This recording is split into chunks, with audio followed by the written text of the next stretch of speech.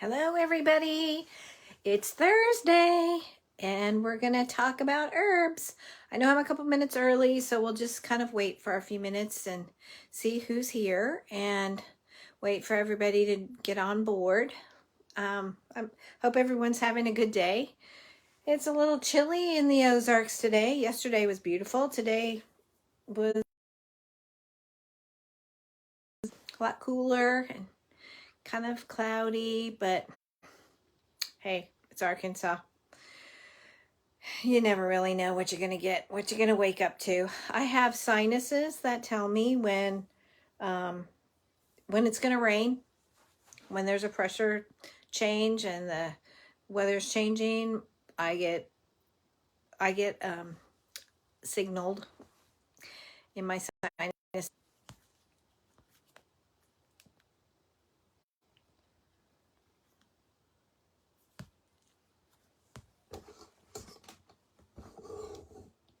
Are you back? I'm not sure what's going on with my internet. We may have some issues tonight. Like I said, the weather's different, and we've been having a lot of wind. So if I lose you, I'll try to get back on. Just hang in there with me. But tonight, I do have a few questions that have been sent in, and I also wanted to talk to you about a couple things that I didn't get to last week, but I think are really, really important for those of us living in these times where we have a lot of unknowns and a lot of things that we don't know from day to day what's going on in our world, and we've got unpredictable events at every corner. So I thought maybe I'd talk to you a little bit tonight about a couple of different types of herbs that can assist you and help you with dealing with stressful situations or sleepless nights, just an overproduction of stress hormones like cortisol and adrenaline. And some people manage their stress very well, and some people have difficulty doing that, and they also experience other kinds of physiological symptoms like high blood pressure, or you get tightness in your chest, or maybe you have trouble breathing. So I wanted to talk to you a little bit about those things. I'm going to try to move this down. We'll see if it works. But before I did that, I wanted to mention a couple of books. My first week, I told you a little bit about my story, and I told you about my journey down the cancer road and how I chose a natural protocol, and I 6 months later was cancer free. And the protocol came from this book right here, Healing the Gerson Way, by this gal right here, who is Max Gerson's daughter.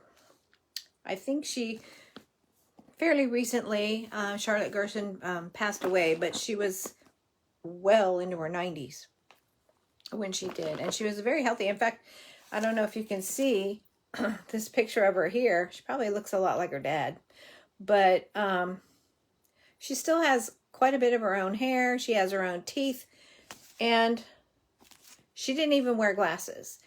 And I know that she was still running the institute down in San Diego, the Gerson Institute, and the clinics in Mexico, carried all her own books, did all her own driving, and was spot on until she just expired, until it was her time to go. And that's kind of the way we all want to live, don't you think? Be nice. She was an amazing woman. But this book addresses all different types of ailments, cancer and other chronic diseases. And mine is actually, you can see, very well used. I carried this thing around with me everywhere I went. But it's filled with, depending on what you're doing and what you're treating, it's got your charts, it's got what kinds of things you need to make your juices with, and how often you need to take them, and all of that stuff. And it was the only thing I could do because I couldn't afford to go to Mexico to the clinic. I couldn't even leave my job. I had already used up all of my sick days because I was, sick before I got sick. And so I had to go to work. And so I bought the book and I said, you know what? I can do this. I just have to suck it up and do it. And I'm not going to say it was a walk in the park, but I'm saying that book and Almighty God was pretty much all I needed and all I had, and the will to be well. So Healing the Gerson Way, you can get it on Amazon. If you are are ill, or if you know of someone that is fighting any kind of illness, this would be a good thing to have. The other one, if you are truly interested in herbalism and the history of herbalism, I'm going to recommend this book by Barbara Griggs. Make sure you get this one, Barbara Griggs, because there is actually a Green Pharmacy book by another gentleman. I also have his book, but this is the one that gives you the herbal history. I mean, it goes all the way back to the kings and queens in England and beyond, and all of it. And the way herbalists have survived through the ages is because most of those monarchs were closet herbalists. And so they took good care of their herbalists and made sure that they didn't get burned at the stake as witches or whatever. So very interesting reading. I'm telling you, I'm not a big thick book reader usually. I like to read to find out what I want to know, and then I usually put the book down and I'll go back and reference it again. I've never been much of a novel reader or that kind of thing, but that book is a page turner. I promise you, you won't be disappointed. It's a good book. So those are my recommendations. Let's talk about a couple of categories of herbs. The first one being nervines. Okay, you've heard me mention when I was talking about passion flower and I was talking about skullcap. For other reasons, I mentioned that they were nervines. And nervines they will normally, not all of them, but a lot of them will cross the blood-brain barrier, which makes them even more effective. But they work with your central nervous system. So that's why they're called nervines. And they are, they work alongside the other group of herbs that I'm going to talk about in a minute to help your body deal with stress naturally without having to take sedatives or take, manufactured drugs. Natural nervines will help you to normalize, we are designed and built with certain systems in place. Fight or flight's one of them. If you get into a situation where you need to be alert and you need to be on point and nervous for whatever reason, there's that. But then sometimes life just throws you a bunch of crap and you're doing your best to deal with it. And lately, in the last 2.5 years, if you tell me that you haven't been affected by the events, by the things that our country has been going through, that we've been going through personally as families and individuals, then I would challenge that statement, because I have a feeling everybody has been affected by what's been going on, even if you don't notice it. I've always been one of those people that I think I deal with stress pretty well. My husband was sick for 10.5 years and I took care of him. I was his only nursemaid. He wouldn't allow me to get any help. I traveled 4 hours a day, 2 hours up, 2 hours back to attend college. I took 26 hours a semester. I stayed up night to do my homework and take care of my husband, do the laundry, make sure all his meds were doled out, make sure his meals were prepped for the next day. Got up at 4:30 every morning, drove back to school. I was there all day long. I'd get back home by about 7. And if I had to make any kind of trips to the drugstores or any of those things. Then there were days when I had to not do any of that and go sit in the hospital with him while he had transfusions and other things happening.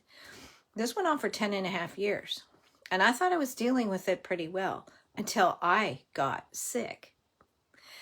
And I promise you that the onset of my illness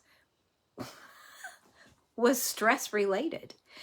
It took a long time for me to actually feel the effects of it, because I was able to, handle things, I thought, fairly well. And, I was, just dealing with stuff, but it took its toll on me. And in that period of time, it took a decade, but I ended up very sick. So had I known then what I know now, I probably could have offset and maybe even intervened with some of that with nervines. So there's nervines, and then there's another group of herbs called adaptogens. And adaptogens help us manage stress as we encounter it. So you've got, and none of these are actually, things that our body produces naturally. You would need to, somehow get these into your body. But adaptogenic herbs are non-habit forming. They're totally safe. And they do help you with like a prolonged, sustained adaptogenic effect. I'll give you some examples. Let me see if I've got. Well, I told you in the nervine department, some of the best ones are passion flower. And those of you that have purchased passion flower tincture from me or passion flower tea, you know what I'm talking about. Very calming, very soothing. In fact, some people take it to go to sleep. That's all they need. It's just a nice, strong passion flower tincture. Other nervines that work well are oat tops. It's very gentle, but it soothes your nervous system. It's very, very calming. Skullcap is another one that I've talked to you about already, and that's one that is used by agencies like AA and NA, to help people that are addicted to things as they're coming off those drugs or alcohol or whatever. It is an intermediary. It helps their body adjust to the stress of not having that in their, and it's also, good psychologically as well. But skullcap is really, really good. It can be used throughout the day. It doesn't really make you as sleepy. Passion flower, I can't do passion flower during the day. I have to take it at night because it's very calming and makes me just go to sleep. Lavender, same thing. Lavender, if you diffuse lavender in your house, just even diffusing it will have a very calming effect on you. Chamomile, a lot of people will fix you a cup of chamomile tea to calm you down. Well, there's something to that. It's a nervine, and it works on your central nervous system, and it actually does have a calming effect. It's a soothing effect. It's a natural sedative. The same with lemon balm. Lemon balm has an added bonus in that it will help regulate your heart rate. So if you've got a racing heart rate, if you're just feeling like you're going to blow your top, drink some lemon balm tea. Catnip is another one. Catnip's real good if you can't sleep. Has the exact opposite effect on cats. So, if you want your cat to go ballistic, put some catnip down and let them have a heyday. But for you, if you need to have a good night's sleep, catnip is a good herb tea to drink. It's very mild. It tastes good. Put some honey in it, because we've learned about honey and how honey would actually help you sleep as well. California poppies, passion flower, hops. Hops is another one that I have a tincture that I make. It's called Quiet Nights, and it's got valerian and hops and passion flower and several other really good sleep aid type herbs and nervines. And then, of course, valerian. Valerian has been touted for years and years as a good sleep aid. Valerian does work really well. You use the root with that, but it's very stinky. I don't like the smell of it. It has a really bad smell, like dirty laundry or something. But it's good. It works really well. So if you're going to use valerian, I would not recommend drinking it as a tea. It's gross. I would just either crush it up and put it in a capsule, or, you know, find another way to get a tincture and get it in you that way, because it's not one that smells very nice. And there's no real covering it up. It's kind of like blue cheese. It's just gross. It just stinks. I know some people like blue cheese. It's never been my favorite. Okay, so those are some top nervines for me. Adaptogens. Now remember, adaptogens have a little bit different effect in that they help you adapt to stress. So that would be something that you would want to, you know, maybe keep a little tincture bottle of that kind of stuff in your purse. And when you're going into that meeting at the school, that PTA thing, or the meeting with the principal, or, you know, you've got a stressful day at the office, or, you know, you're just feeling like it's not a good day to cope, you know, pull that little baby out and take some. Shisanda berries are really, really good. That's one of, it's a pretty easy one to get your hands on, and it's an old Chinese herb, but it is very calming. Holy basil. In fact, I have holy basil tea somewhere around here. I guess I didn't bring it in. But it is probably one of my favorites, and it comes from India, but it is such a nice herb. I like to make tincture with it, but I also just like to drink it as tea. It's very calming. It's I don't know, you just feel good. You feel very vital when you ingest holy basil. And it smells so good to grow. I would highly recommend growing it. Put it in your flower beds. It's beautiful. Eleuthero root will help with your mental clarity. I use that in my phytosympathy formula. It's also good if you are highly emotional. It helps to stabilize that emotional up, down. And it'll boost your physical endurance. It helps you if you've got a really physical day. That's a good, I put it in my Energize Me tincture for that reason. What else? Ginseng. Good old ginseng that's been around forever. That is probably the tried and true adaptogenic, and it is very good for physical strength and stamina, also mental alertness. It's good for your memory. That is also in my phytosympathy blend. And it's actually really suited for people over 30, you know, when we start to have other things going on with our brains. Ginseng is a good one. It's a real good one for you to take on a regular basis. Rhodiola is a real good one. That's it's kind of an overall general adaptogenic. It's really good for your immune function as well, and it's kind of a neat plant to grow. I had a really nice, big, beautiful rhodiola growing at the ranch I had before I moved here. I dug it up and gave it to a friend of mine. It has beautiful flowers that come up. It kind of looks, it's almost like a succulent, and it's beautiful, but it is a really good adaptogenic herb.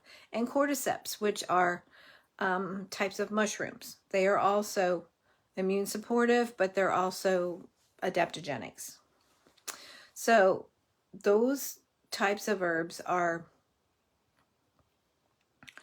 your friends. And I was thinking about it last week, and I was thinking about it again this week. You know, we don't really know from week to week what our life is going to be like. And you know, I have a good foundation with my life. I read my Bible, and I know where I stand, and I'm not afraid to die. And I also know I'm not going to die until God's done with me.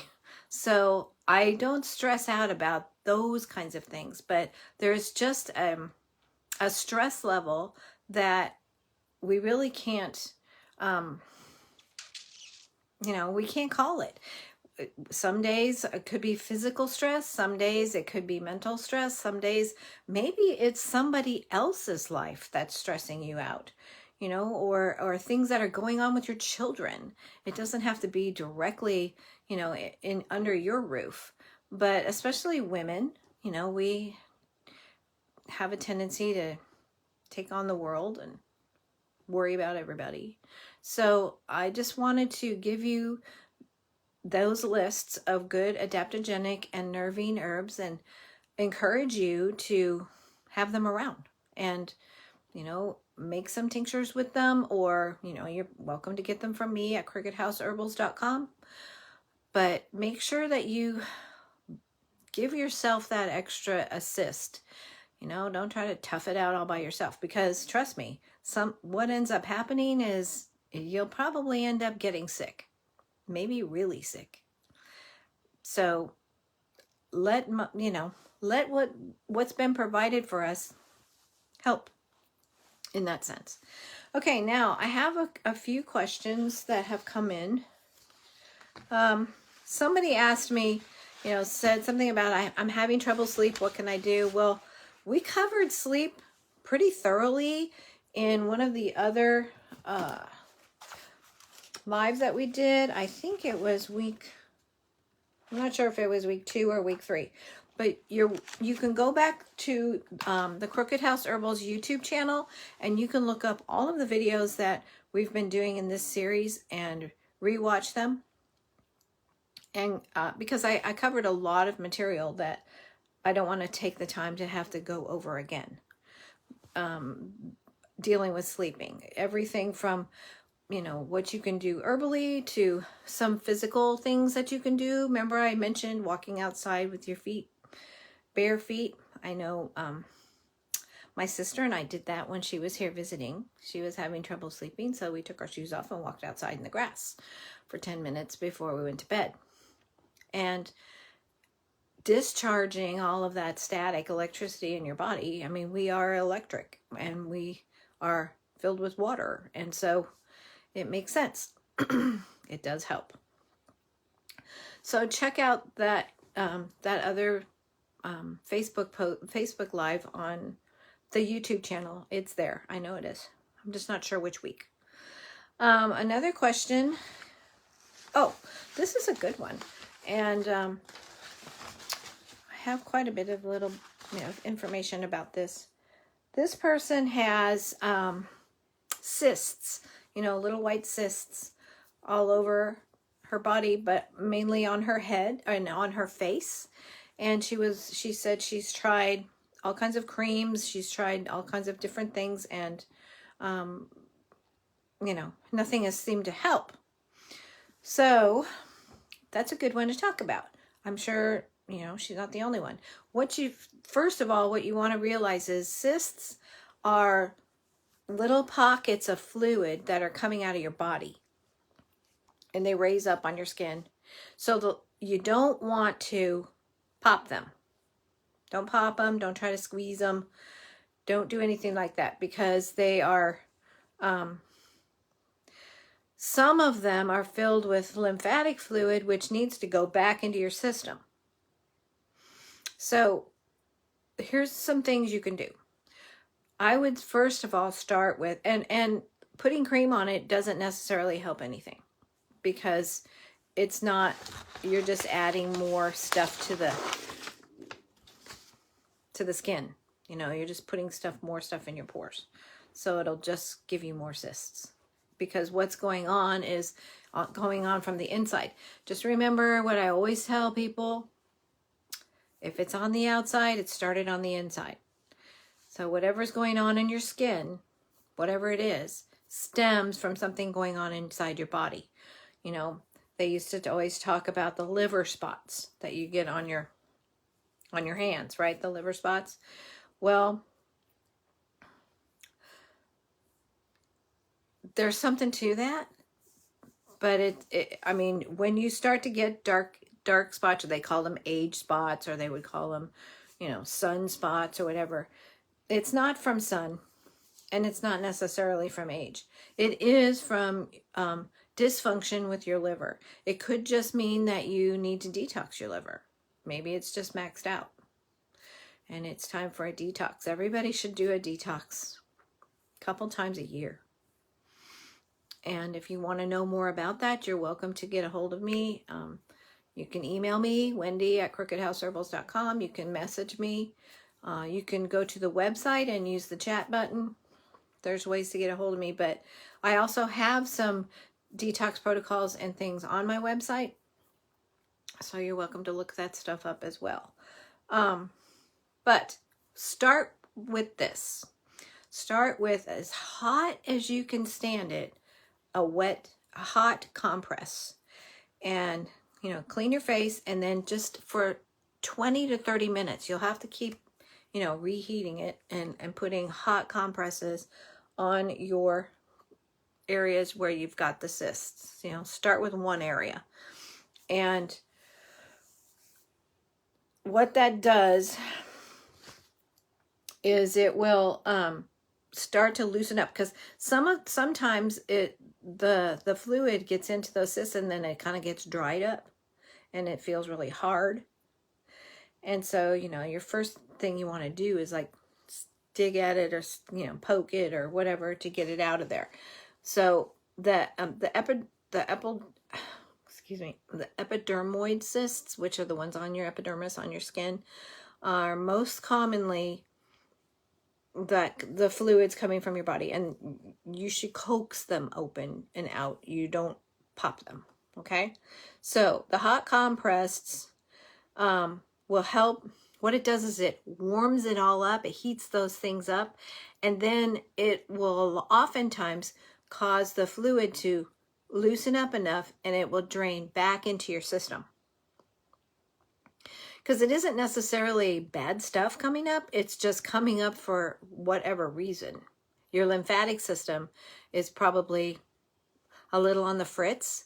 So what you need to do is you need this trusty handy dandy herb that's going to be everywhere in about, I'm going to say, 3 or 4 more weeks. And it's called cleavers. And it's this sticky, tall, spindly grass stuff that sticks to your pants when you walk through it, and you pull it off, it sticks all over the dog. Cleavers is the best thing for your lymphatic system. And you can dry it and make an oil with it. You can tincture it. You can drink it as a tea. I put it in my clean blood tea. I put it in my liver detox formulas. But it is the best thing for your lymphatic system. And you can, in fact, you could go a step further with those hot compresses, and you could make a hot cleavers tea, and you could soak that rag in the tea and actually put that on your skin. Why? Because you absorb 80% more through your skin than you do through ingesting. So if you want to get the effects of the cleavers right off the bat, put it on your skin where your cysts are. And it will start to loosen that stuff up, and then a lot of those will go right back into your system where they need to be. And then you need to address your lymphatic system and find out why you're popping up with all of these little things. So that's one thing you can do. Because your lymphatic system is important. It helps maintain the balance in your body. It plays a role in protecting your body against infection. It is a balancer. So if you're getting stuff coming up on your skin, you're out of balance somewhere. Cleavers is a good one for that. Another thing that works, or has worked, there's some research behind it, is tea tree oil. Again, I would use it in conjunction with a hot compress, and same type of thing. It's antimicrobial. So if for some reason your cysts are not lymphatic. You know, maybe they've got a more of a bacterial, you know, thing going on, then the tea tree oil or lavender they're both antibacterial, and they would work to take care of the bacterial aspects of it. And lemongrass is another one. So there's several things that you can do there. Oh, apple cider vinegar. In a pinch, bust out your vinegar. It is also antimicrobial and antibacterial, and it has been used to reduce this number of cysts. I would, again, do your morning regimen with apple cider vinegar and honey, and then you can use some apple cider vinegar full strength on your cysts. It has something in it. It's called acetic acid, and the acetic acid breaks down the microbes, and it's part of the reason it's so antibacterial in nature. So don't be afraid to bust out that apple cider vinegar and use it on your skin hot if you can. The hotter the better. But do like equal parts water and vinegar. So if you're gonna, you know, use if you're gonna try to dab it on, then, you know, maybe just like a quarter of a cup of vinegar and a quarter of a cup of really, really hot water, and use it as a face, like more like a wash or a rinse, several times a day if you can. If you're not one that has to wear a lot of makeup or anything, you know, and you've got the time and you can treat your face several times, use the ACV. It's good stuff. Something else, again, is aloe vera. Aloe vera is, you know, it was touted and dubbed Cleopatra's beauty secret. And, you know, she didn't have cysts on her face. And one of the reasons it is because it is very antimicrobial and antibacterial. And it'll also tighten your skin. I love aloe vera. And, you know, just slice a little piece open and just rub it on your face.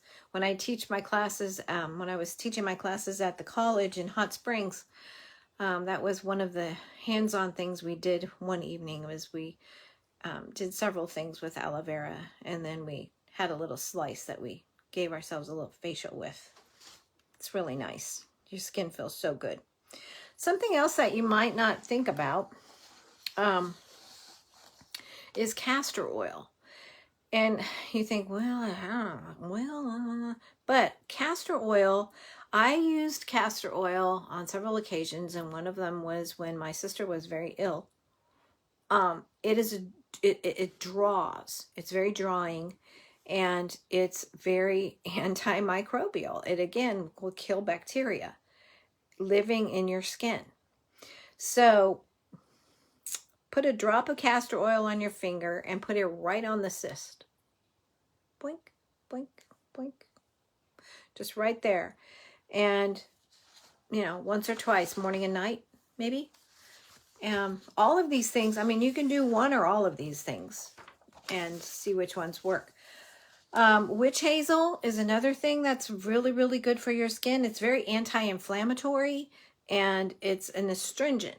So it'll be drawing, but it will also lower inflammation if you've got red areas, or, again, depending on what kind of cysts you have. More than likely you have the, you know, the common ones. But witch hazel has a lot of tannin in it. I brought my witch hazel trees with me and planted them in my dirt at my new place, and they're growing so well. But that is something that I use a lot of in my products, and I use a lot personally. Witch hazel is awesome. So it's old school, but you really can't beat it. It's got a lot of tannins, and it will really draw and work on those epidermoid cysts, especially. Dab a cotton ball with it and just put it right on the cyst area. Honey. Why would honey be good for cyst management? Anybody? What do we learn about honey? It's antimicrobial. It's anti-inflammatory. Most cysts are caused by some kind, I mean, unless you've got the lymph thing going on, they're going to have bacteria in them. So you get rid of the bacteria, you get rid of the cyst. It doesn't have anything to eat. It's the same premise as getting rid of cancer. If you don't have anything for the cancer to eat, you're not going to have the cancer. You're not going to have the tumors. You're not going to have any of that stuff. Okay, so turmeric is kind of along the same lines. Turmeric is very much an anti-inflammatory. Everybody knows that. But, and I think I told you, a lot of people don't know some other things about turmeric. One of this, it's a teeth whitener. You can whiten your teeth. And that's funny because I paid attention when I went to Nepal, and I noticed how white their teeth are. And it was like, how does this happen? I mean, these people have very limited diet. They don't, but their teeth are really white. And I'm not saying all of them are, but everybody that I noticed. And a lot of it is because they probably, if they don't brush their teeth with turmeric, they consume a lot of turmeric. I mean, you can smell it. It's like turmeric and garlic everywhere. But I thought it was awesome. So between charcoal and turmeric, you can whiten your teeth without ever having to put peroxide stuff on there or any of those other harsh things that tear up your enamel or give you toothaches. You don't need to do that. My Enchanted White's tooth polish is black because it has charcoal in it. And I have to tell people, don't panic. Brush your teeth with it, and when you rinse your teeth, all of that charcoal stuff comes off and your teeth are clean and white. So, and it is nice. But turmeric, you want to add, like fresh powdered turmeric is the best, and make a little paste with it. And then, this is not something you're going to be able to do and then go anywhere. You're going to have to do this at home. Maybe at night, give yourself a little turmeric treatment. But again, anti-inflammatory, antimicrobial. It's very well known for all kinds of facial treatments.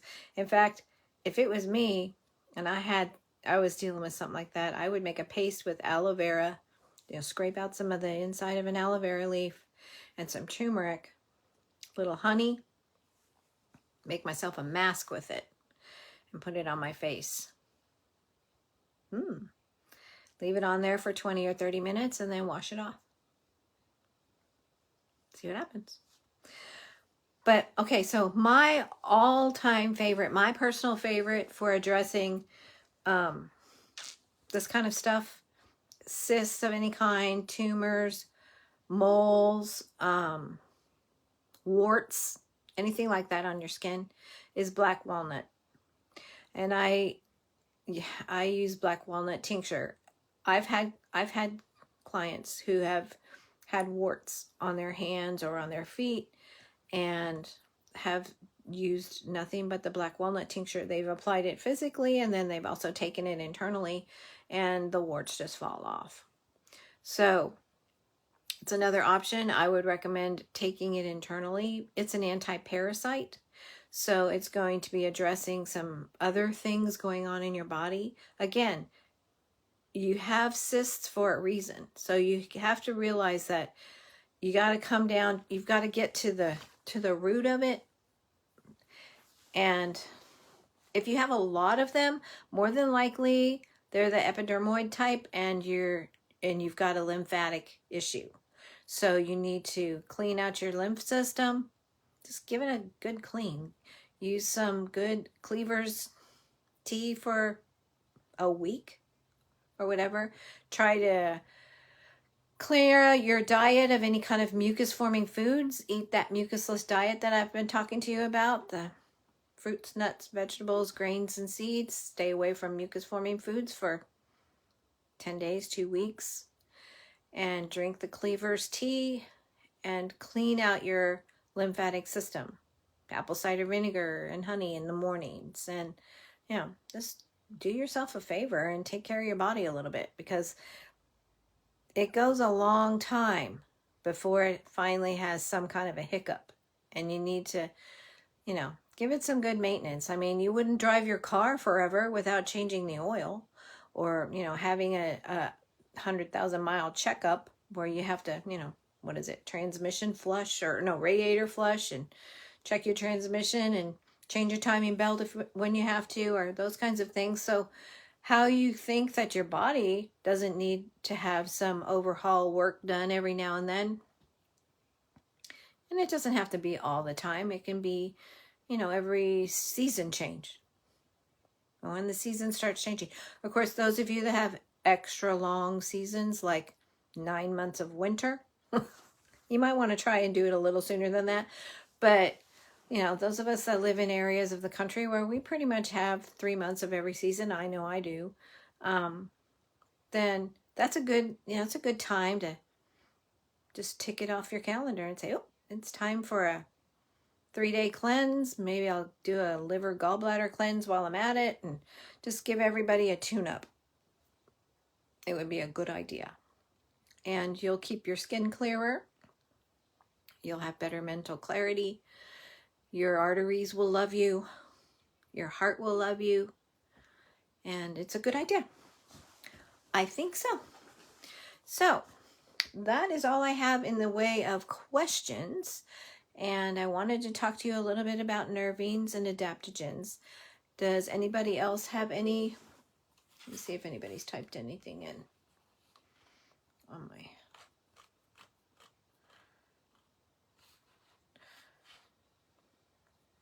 I did have somebody ask me about the vaccine, and apparently for whatever reason they took the vaccine, and now they're having quite a few issues, and it's a heavy sigh, because that toxic shot, it was designed to do a number on your body. And what I'm going to say is, you need to do a lot of detoxing. You need to, on my website, there's a recipe. I'm pretty sure I put it up there. It's called heavy metal pesto. And if it's not on my site, Google it, because there's a couple different recipes out there, but use the one that calls for cilantro, Brazil nuts, garlic, parsley. No, wait, that's cilantro, not parsley. There's something else. I can't think of it off my top of my head, but it is a very good pesto, and it's a good place to start with trying to detox your body from injections. It's going to require some serious cleansing. And if you really want to know more about that, and you want to actively pursue a good cleanse, then please get a hold of me and I will help you with that. But you are going to have to try to clean your system. You need blood cleansers like burdock and red clover, and good distilled water, you know, and you're gonna have to stick with it for a while, because it's designed to destroy the cells in your body and replicate itself. So hopefully this person only got one shot, but every time you get a booster, you're putting more of that stuff in your body. So I'll do what I can to help you. And, you know, like I said, fortunately or unfortunately, this is one time when creating new cells every 11 months might not be to your advantage, unless you are actively doing things to produce some good clean cells in there that can replicate themselves. Otherwise, you're going to duplicate the bad cells, which is heartbreaking. So, but there's ways, and we can stick with it, and just keep cleansing and cleansing and cleansing. And in the meantime, Pay attention to the other parts of, there's certain organs in your body that are going to need you to give a little extra TLC to. One is your heart. So I would recommend hawthorn berry and cayenne pepper daily. And again, the red clover and red raspberry leaf and burdock, they're all good cleansers. Cayenne pepper, of course, is as well. Lobelia is something that we would want to add to that mix. It's a smart herb. You don't want to use too much of it though, because it's also one that will make you throw up, which, sometimes you want that, but this isn't the case. What it will do though in small amounts is it will help transport the healing herbs and the cleansing herbs to the areas that need it. It's called a smart herb for that reason. It will literally take things to parts of your body that are weak and that are in need of those constituents in those other herbs that you're using. So you'd probably want to add a little lobelia to that mix as well. And, like I said, I'm here. If I can help you in any way, I surely will. Because it's a serious thing. And, it'll do everything from, messing with your blood pressure and causing heart issues or breathing issues. Or, there's been a lot of things happen. And of course, the most concerning is like the sudden death thing. And, we're not going to go there because there are ways that you can counteract those things. And there's a scripture in the Bible that says, if you belong to him, I'm paraphrasing because I don't exactly know where it is, but you can drink poison, you can walk on snakes, step on snakes, and those things won't kill you. And apparently God probably knew that we're headed for some of this kind of junk. And some people, that thought they were doing the right thing and took those shots thinking they were doing the best thing. They don't deserve, they deserve some protection.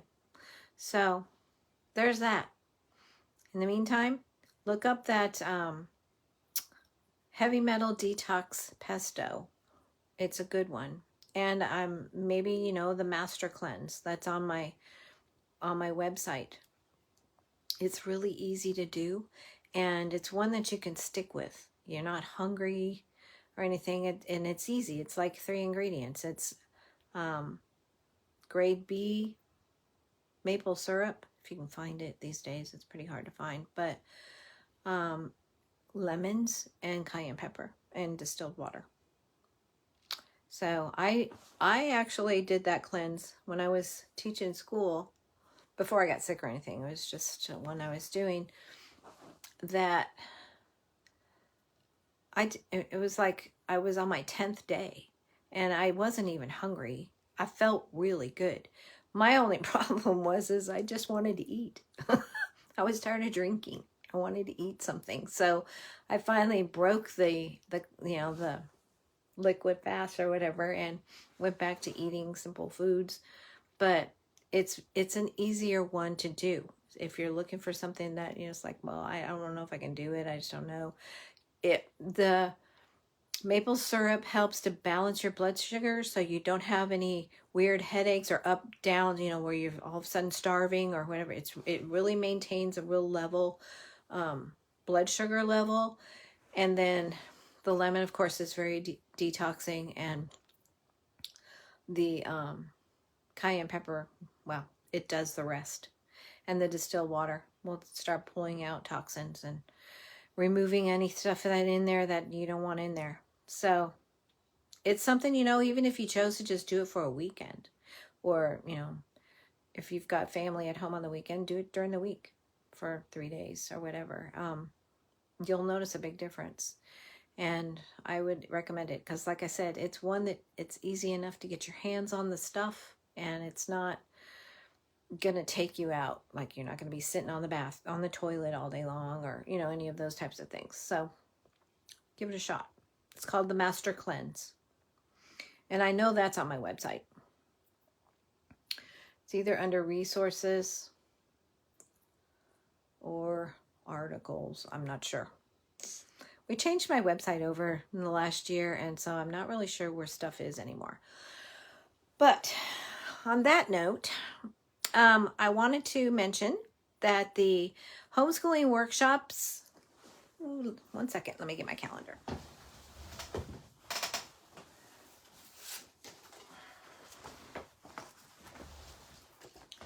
Okay, the first homeschooling workshop is called Weeds and Wisdom, and it is for, I've designed it for homeschoolers, but you know, anybody could come who wants to come. It will be up on my website probably by the end of next week, so you can literally sign up and, you know, get your slot. I want to try to keep it, you know, a certain number of people so that it's not unmanageable. But it is going to be on Friday, April 21st. The book will be going up on Amazon probably within the next week. And it is entitled Weeds and Wisdom. And that's the workbook that you'll want to purchase. I think it's going to be $14.99. And like I said before, if you've got 8 kids and you want to bring them all, you know, you don't have to have a workbook for everybody. You can figure that out, whatever works best for your family. It does have places in it where they do some writing and some drawing, and there's a Venn diagram where they do some compare and contrast type things and that kind of stuff. So that's entirely up to you as a parent, what you want to provide for your children. But it will be 4.5 hours, and we are going to do an herb walk. We're going to have some mini class time, and I'm hoping that the weather will cooperate and we can set up tables and do things outside. We will have a little bit of time where they can spend some time with the goats and the other animals if they want to. But it'll go till about 2:30, from 10 till about 2:30, and I am getting really excited about it. That will be the first one. It'll be an introductory course. We will identify and work with at least 10 herbs. I'm not sure, there might be more, but the book will cover 10. And then they will, of course, do some hands-on things where they'll be taking some stuff home with them. I might even teach them how to make a tincture and an oil, and or they can create their own tea based on what they've learned. So then the idea is for this to be a progression. So then the next month we will do another workshop, and it will be a first aid workshop, an herbal first aid workshop, where they'll make their own first aid kit based on the herbs they've learned about and what they've learned the herbs can do. So they'll decide, make their priorities, and they'll create their own little herb first aid kit. And then the last one will be in June, and it will be herbal pain relievers, where they'll learn which herbs do what and how to create their own pain relievers. So I'm excited. I've been digging in the dirt. I've been getting stuff planted, and I'm excited. I know that I have a lot of things that are just going to come up on their own. That was one reason when I looked at this place to buy it. It was like, I couldn't believe it. I was so excited. The people must have thought I was nuts, because I told them, I said, please, whatever you do, don't mow. And they said, what? And I said, no, I don't want you to mow. I usually don't mow anything until May. So for the purpose of the workshop, I'll probably mow some paths but I've got all kinds of herbs that just grow wild, or that have been, that have been here a long time, that I don't want to disturb. So I'm excited about the class.